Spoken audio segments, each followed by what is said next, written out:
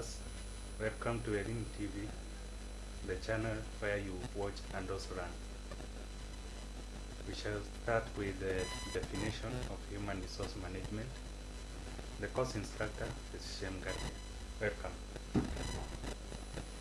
Human resource management, the acronym is HRM, as it's popularly known, is the practice of recruiting, hiring, deploying and managing an organization's employees. HRM is often referred as simply human resources. A company or organization's HR department is usually responsible for creating, putting into effect and overseeing policies, governing workers, and the relationship of the organization with its employees. The term human resources was first used in the early 1900s and then more often in the 1960s to describe the people who work in an organization. So it is important to break down the definition of human resources, of human resource management, into human resources and also management.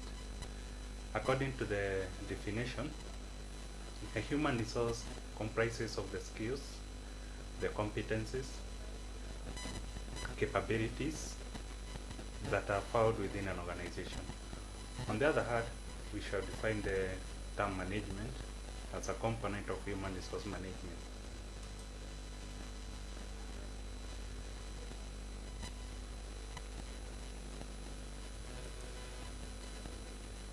We say that human resource management is a strategic approach to employees' relations which emphasizes on achieving employees' capabilities through a distinctive set of organizational policies, programs, and practice. So the keyword here is achieving the organizational goals effectively and also efficiently. The next definition is say that human resource management may also be defined as the process of planning, organizing, leading, controlling, and organizing. There is a mistake there. So it is planning, organizing, leading, and controlling activities in an organization so that you can achieve organizational goals both effectively and efficiently. So the keywords there are planning, organizing, controlling, and leading activities in an organization. We shall look at the meaning of each term of each function as a business function. And also you need to achieve these goals both effectively and efficiently. There's a difference between achieving a goal effectively and also achieving a goal efficiently. First, once you achieve goals effectively, it means that you are able to achieve those goals within a stipulated time frame. Once you achieve them efficiently, it means that you are able to achieve those goals with the minimum use of the resources. Therefore, it is important to note that HRM strives to achieve these goals both effectively and efficiently. Next, or the next definition, we say basically HRM or human resource management is the process of getting things done through other people. You get things done through other people. Also, another definition of human resource management, you can say that human resource management is employee management with an emphasis on those employees as assets of the business or organization. In this context, employees are sometimes referred as human capital. Once we talk about human capital, you have to invest so that you can get returns. Therefore, you have to invest in these human resources so that you can get returns. So, in most cases, human resource management may also be referred as the human capital management or HCM. As with other business assets, the goal is to make effective use of employees, reducing risk and also maximizing the return on investment.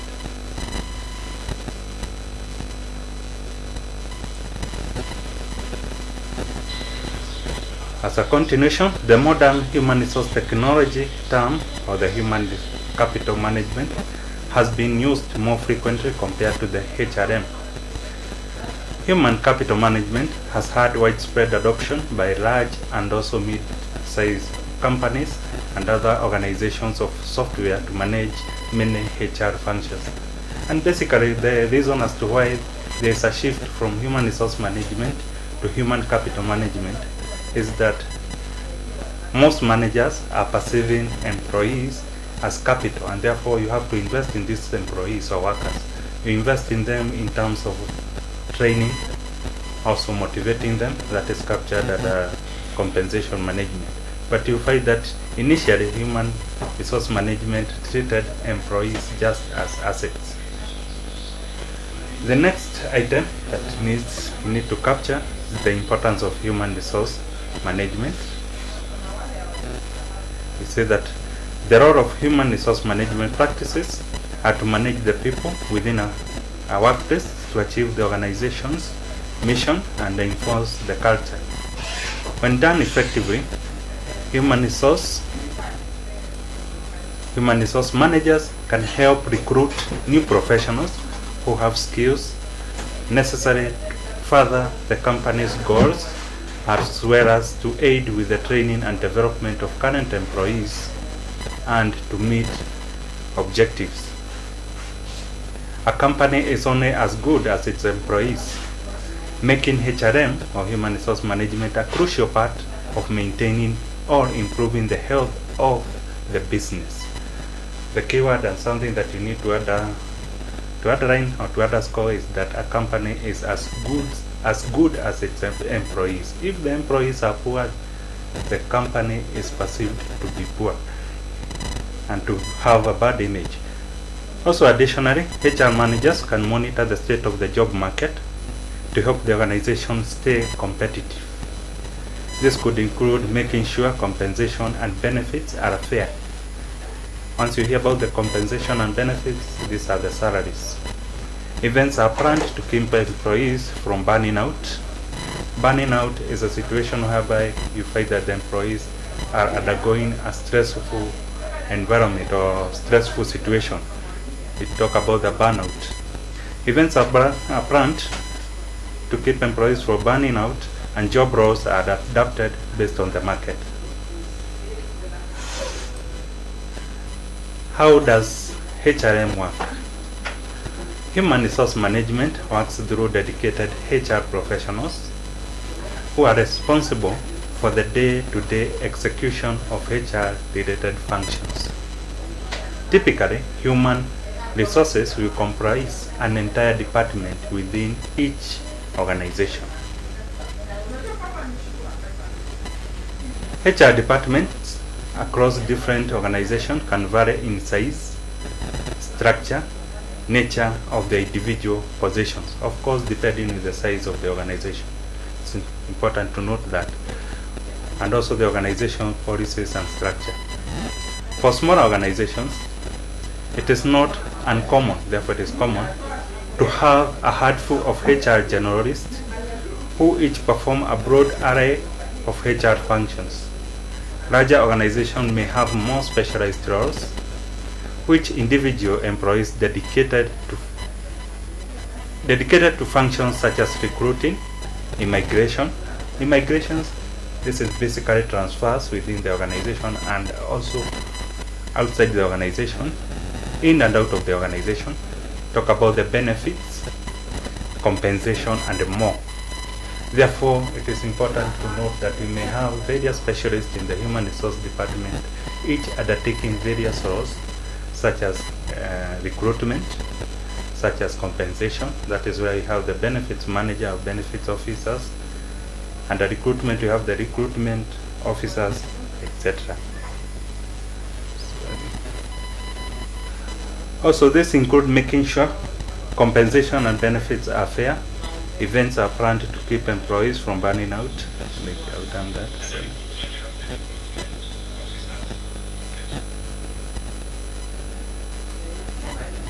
Okay, we move on. HR departments across different organizations can vary in size, structure. For small organization, we have gone through that. So we just move straight to the common job titles that are found in the human resource department. They are captured under the common job titles found in HRM and the career path. Along the career path, the career path is actually the map of an employee from the time he enters the organization to the time he will leave that organization. Or in other words, you come up with a blueprint of the various positions the employees will go through from the time he gets to the organization to the time he leaves the organization. The commonly used terms in the human resource departments, we talk about we have the human resource assistant or the HR assistant. You can also encounter or get the human resource business partner, human resource manager, the recruiter, recruiting coordinator, the sourcer,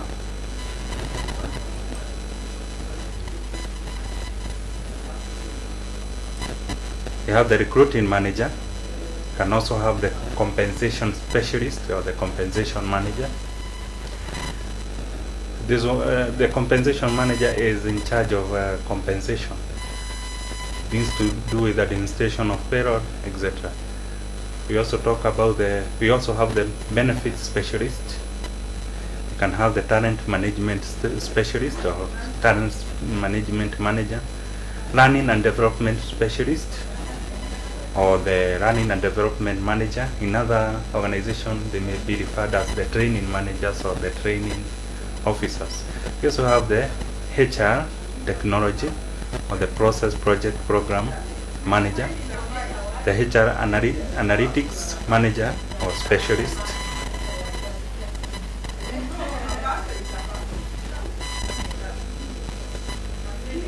etc. We shall come through various titles as we move on within the course. Then it's also important to note the objectives of human resource management. What does the human resource management strive to achieve? And you find that the objectives of human resource management can be broken down broadly into 4. Therefore, we talk about the objectives of human resource management can be broken down into 4 broad categories. The first category is societal objectives. Under the societal objectives, these are the measures put into place that responds to the ethical and the social needs of the challenges of the company and its employees. Once you talk about the ethical needs or the ethics, there is actually the morality or what is right and what is wrong. It is not necessarily captured legally, but you need to know what is right and what is wrong. Things to do with unlawful dismissal, they are captured under this. Things to do with corporate social responsibility. How do you give back to the organization as a token of gratitude to the society? This is captured under the societal objective, still lying under the human resource management objective. The second category of objective is organizational objective. Under this, we have the actions taken that help to ensure the efficiency of the organization. Remember, once we talk about the efficiency, we say that efficiency is achieving these goals with the minimum use of resources. You don't have to use a lot of resources to achieve organizational goals. And these resources may include monetary resources. We also have the equipment, human resources, etc. Still, at the organizational objective, we say that this includes providing training, hiring the right number of employees for a given task, or maintaining high employee retention rates. We have the functional objective of the human resource management. These are the guidelines used to keep HR or human resource functioning properly within the organization as a whole. This includes making sure that all the HR resources are being allocated to their full potential. Also, the last category, we have the personal objective. These are the resources used to support the personal goals of each employee. These include offering the opportunity for education or career development, as well as maintaining employee satisfaction. Once we talk about the career development, a very good example, once an employee enters an organization this is a typical example as a secretary. This employee does not have to leave the organization as a secretary. You need to instill some more skills and competences in this employee, such that this employee can live maybe as an office admin, assistant, and such. Therefore, you need to fulfill the needs of these employees, and these are captured under the personal objectives rather. Then the next item that you need to note is the difference between HRM and personnel management, and basically there is no clear cut between the two. Some organizations have adopted human resource management as the title of the organization, of the department. Others, they talk about the personnel management, but we need to know the difference between the two. And I move on. Whereas HRM is a term that most practitioners have come to seize from the traditional personnel management, it may be considered just like old wine in a new bottle. What is meant by that statement is, and what you need to deduce from that statement is that traditionally human resource management was referred as personnel management. Therefore, the classical approach to human resource management is basically the personnel management. The contemporary approach to human resource management is basically what we have, the human resource management. Therefore, we are saying that whereas HRM is a term that most practitioners have come to seize or to use or to adopt from the traditional personnel management, it may be considered as just old wine in new bottle. HRM is conventional. Conventional is something that is modern and embraces a wider range of proactive measures as compared to the classical way of managing human resources under personnel management. Therefore, the first difference that is coming out is actually the era in which these terms are used. You find that personnel management was initially being used, but nowadays mostly we have these practitioners adopting human resource management. And also human resource management, the other difference that we are getting is that it is broader and it encompasses broader array of proactive measures. Proactive measures means that you need to forecast on the environment so that you can see or you can be able to analyze the future trends in terms of the labor market, etc. It's important that you note these differences.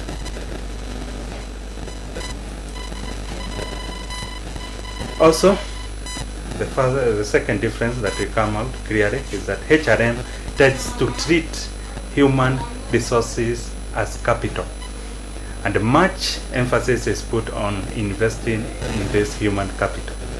How do you invest in this capital? You invest in human capital through things like training, motivating, etc. Also, discipline. So you find that human resource management will try to treat these human resources as capital, and much emphasis will be put in investing in this human capital in activities like training and compensating in order to achieve the best out of these human resources. The other side, you find that personnel management treats employees as assets, and little emphasis is put into training or motivating these employees. So it's important to note these differences. So the first difference, we talk about the scope. HRM is wider. Second difference, you also need to talk about when was it or are these terms being used. You need to know the one that is contemporary, the modern one, and the classical one. Also, you need to know the approach that is used once it comes to treating of this workforce, either as assets or liabilities. Then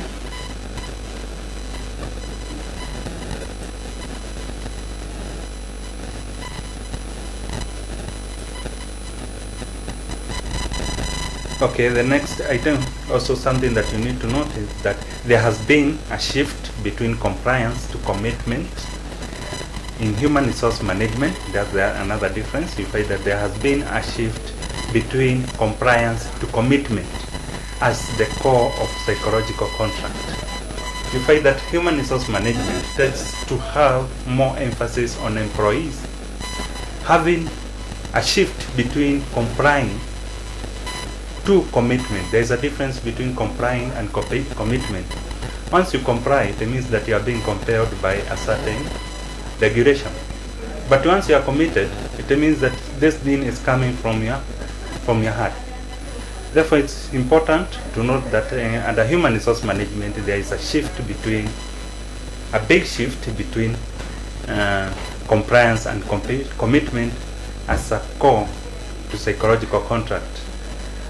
A psychological contract, we find that it's a set of values that underlines what is expected of the employees and also on the other part of the employer.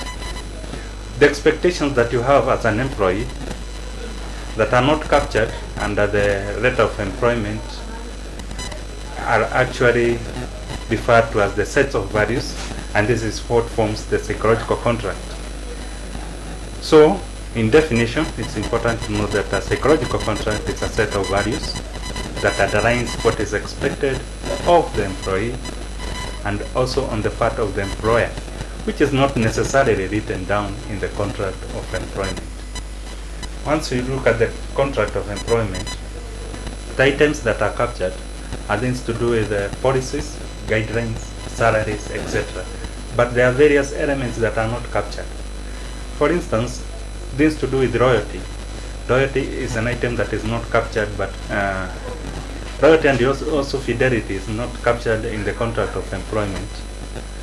But this is something that you expect as an employee, and also on the other side, that is something that an employer will expect. That one comprises the psychological contract. Therefore, the fourth difference is important to note is the shift from compliance to commitment. The next item, you need to know the characteristic of human resource management. This one is in prose, and is that attempt to achieve organizational fit. That is the first characteristic. The first characteristic is the attempt to achieve organizational fit. And organizational fit basically means that there must be horizontal and also vertical integration. Under horizontal integration, it means that the various functions within the organization should work towards achieving a common objective. And I read, there must be a horizontal and vertical integration. Therefore, various functions within the organization must work towards achieving a common organizational goal.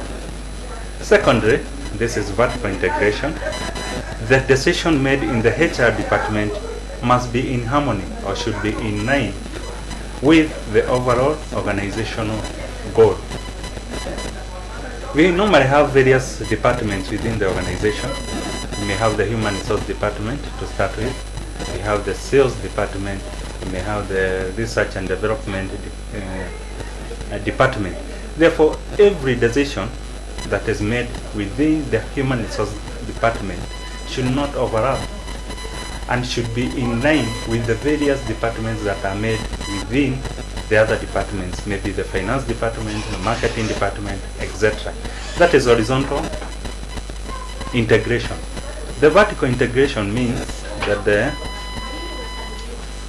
decisions or the various, we talk about the various decisions made within the human resource department and the goals, to be more specific, must also be in line with the overall organizational goal. That is the first characteristic of human resource management. Therefore, if you asked about the human resource management as a characteristic, you need to come out clear that there need to be a fit between the horizontal integration and also the vertical integration.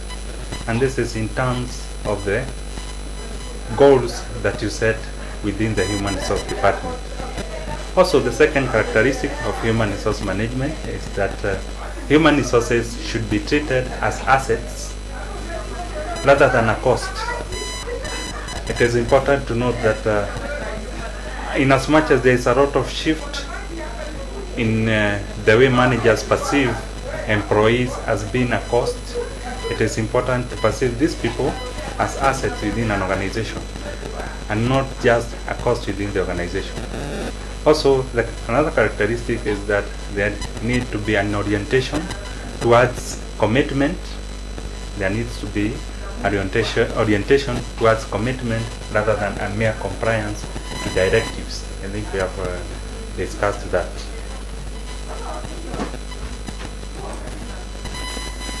Then, something else that is captured within the course outline is the evolution of human resource management.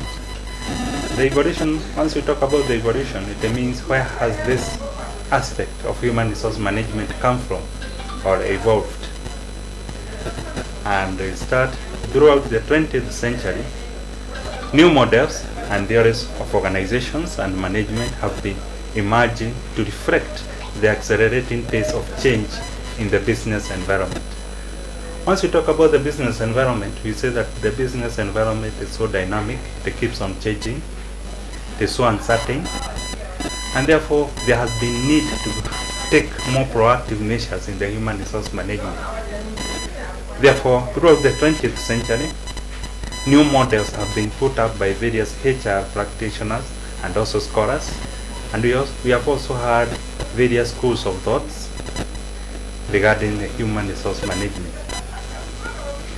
Therefore, I just continue. Throughout the 20th century, new models and theories of organizations and management have been emerging to reflect the accelerating pace of change in the business environment, the diversity.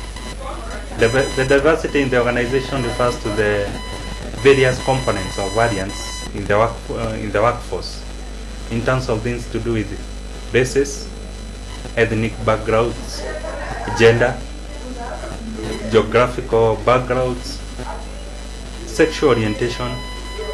All these diversities, they have to be managed within the organization.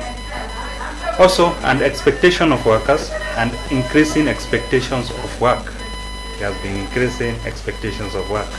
The commitment, involvement, and flexibility of the workforce was increasingly recognized as a key to organization structure, challenging the personnel function to become involved in concerns of broader relevance to the business and its objectives.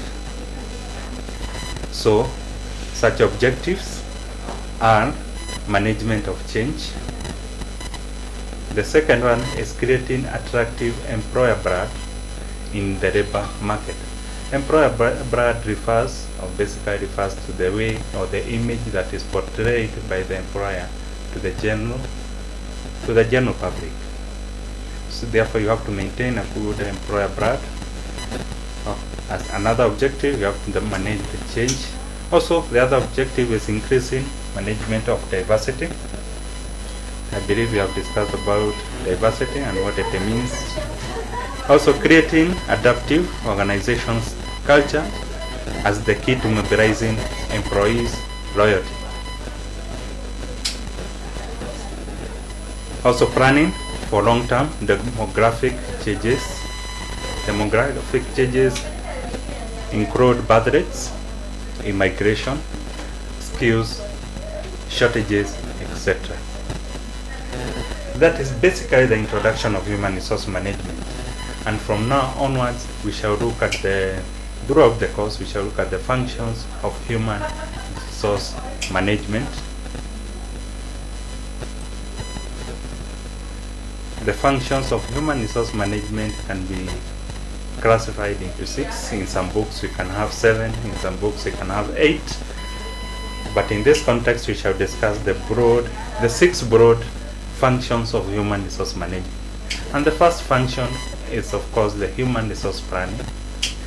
And under the human resource planning, as a function of human resource management, you need to note that this is the process whereby you forecast the human resource needs within an organization. This is also the process whereby you eliminate shortages within an organization or department, and also you eliminate surpluses within certain departments.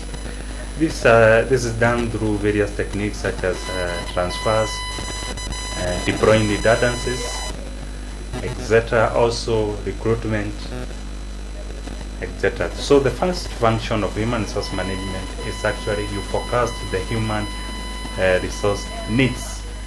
That is personnel planning or the human resource planning, mostly abbreviated as HRP. The second function will be the recruitment and selection. It's a broad function. Recruitment, this is whereby you attract a pool of qualified employees to apply for a certain position within the organization. After you have recruited, you need to select. So these terms go hand in hand. We talk about the recruitment and selection. Selection, you pick the most suitable candidate to fill a certain position. The third function we shall move on to is the training and development. Training and development, you shall look at the various types of training. You need to train these employees because of various technological advancements that are coming up. You need to train these employees. You also need to make these employees better. You also need to train these employees on safety issues.